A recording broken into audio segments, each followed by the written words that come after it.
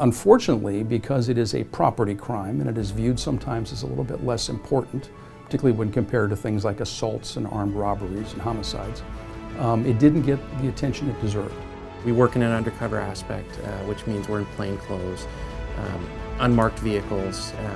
We get target locations, go out and search for stolen vehicles, sometimes follow those stolen vehicles to where we can go from the smaller fish to the bigger fish.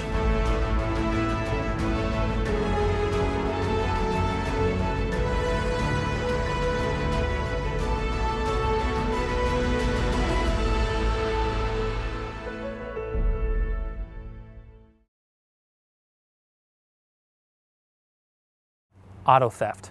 According to the National Highway Traffic Safety Administration, a vehicle is stolen in the United States every 40 seconds. Did you know that Washington ranks among the top 5 states in the USA when it comes to auto theft? And did you further know that there is a state-funded organization whose mission is to reduce auto theft in the Evergreen State? Our topic on Field Report, of course, is auto theft in Washington, a subject that we bring you in part with a close-up look at a vehicle break-in. We begin our story with video surveillance footage of a Washington auto theft obtained from law enforcement. In this clip, we see a suspect in a green coat walk past a vehicle. The suspect then returns and begins to break in. In a short amount of time, the door to the vehicle is opened and the suspect is able to start the car and drive it away. They are typically stolen for joyriding or even just to get from point A to point B. The auto thieves that we've dealt with and I've dealt with in the recent past have been primarily, we're going to steal a car, we're going to drive it until 1, it either gets recovered, or 2, we destroy the car. Auto theft has been a major issue in Washington for many years. During the 2006-2007 legislative session, lawmakers recognized a need to confront auto theft. Well, this is a good bill. It's something that we have worked on for years to do something about auto theft.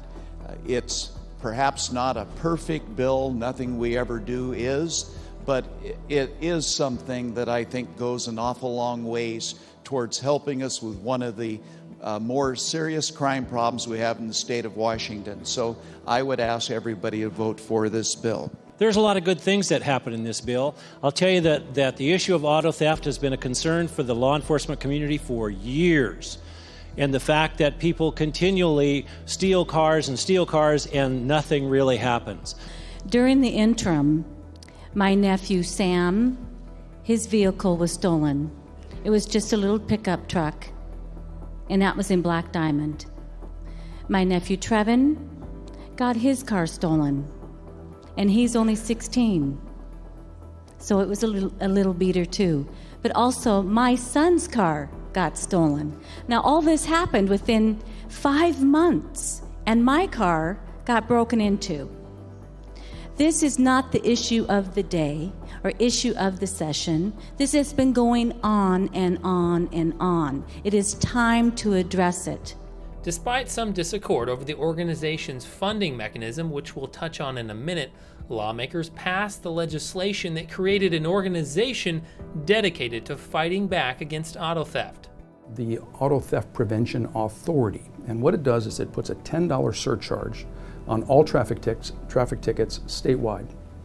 That goes into a fund. It's $5.6 million per biennium, and of course it goes up and down depending on the amount of traffic tickets that are issued. But those dollars are then dedicated to prevention and funding task forces around the state. And we here at the Sheriffs and Chiefs Association work with a board that oversees the Auto Theft Prevention Authority, and they basically review, evaluate, and distribute those grant funds around the state to fund task forces that can really focus on and go after the most prolific offenders, those few people that are stealing a lot of cars.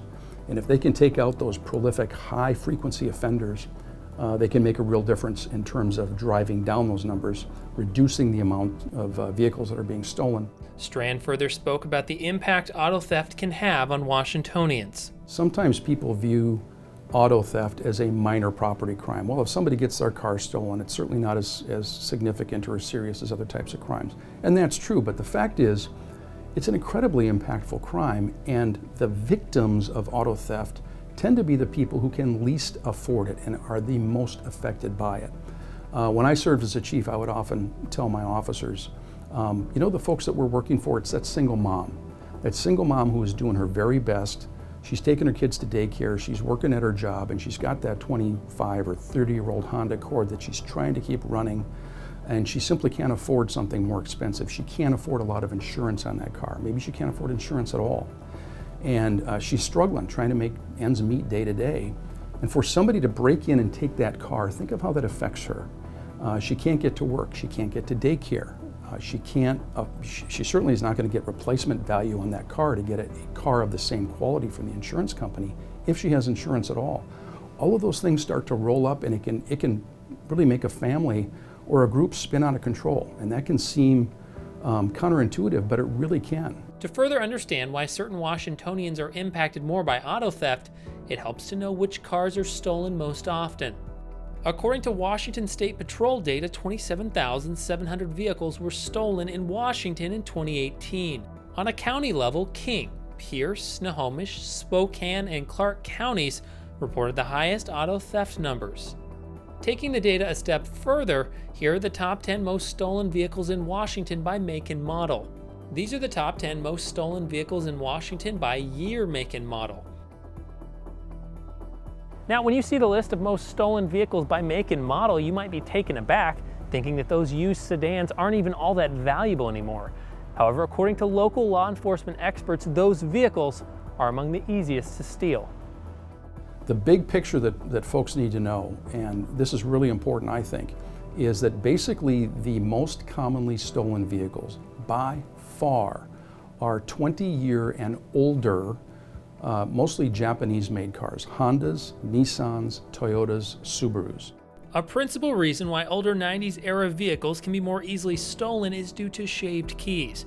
Detective Crucy showed TVW some of the keys used for auto theft. What they'll end up doing is filing down the ridges because the cars are so old that the cylinders of the ignitions and the door locks are pretty loose. So they'll just put it in there. They call it a term of jiggler key. They'll put it in, they'll shake the key until it's able to turn, and once it turns, they're off to the races in the car. Rather than finding more footage of auto thefts, TVW worked with Detective Crucy to demonstrate just how easy vehicles can be to steal with a generic bump key. This is a 97 Honda Accord, pretty easy to steal. Lock position in the ignition. And you can take the key out and the car will continue running. This is a Chevy key, shaved Chevy key. We're looking at a Ford here. And we've got a locked door. So again, Chevy key, Ford. The door doesn't work though. Oh, there we go. Door's open. With all that's been said and shown in this story related to auto theft, the ways that experts provide to keep your vehicle safe are simple. If you have that 25-year-old Japanese make car, what's the most effective deterrent? And it is the club. There's lots of other answers out there. The club is the way to go. It's a good deterrent, so that if a person is looking to break into that car, they see the club, they know it's going to be much harder to use. And if folks aren't familiar with a club, it's just a big piece of metal with a lock on it. You extend it out so that there's large sort of prongs that come out from the steering wheel. It just means that the steering wheel can't be turned in each direction every way, so it's hard to steer that car. It's a waste of their time. It appears I have not seen a vehicle that has a cut steering wheel. I have not seen or recovered a vehicle that has a club cut in half on it. So I can't be 100% on there saying, yes, the club's going to stop everything. It makes the car look less attractive. If you're looking for time to steal a car versus a car with a club, it's going to take that much more time. They might not want to do that, might want to move to the next car down the road.